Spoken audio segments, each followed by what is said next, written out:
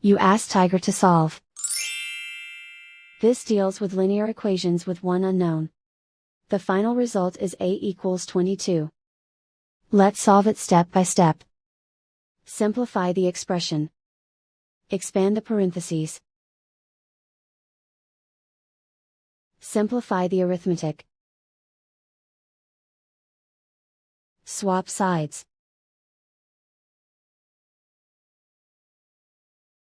Group all constants on the right side of the equation.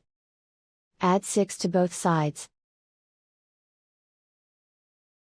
Simplify the arithmetic.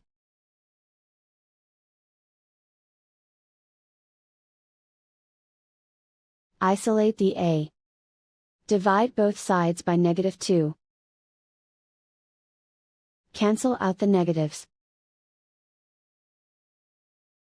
Simplify the fraction. Cancel out the negatives. Find the greatest common factor of the numerator and denominator.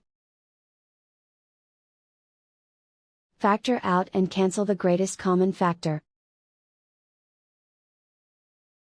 And so the final result is a equals 22.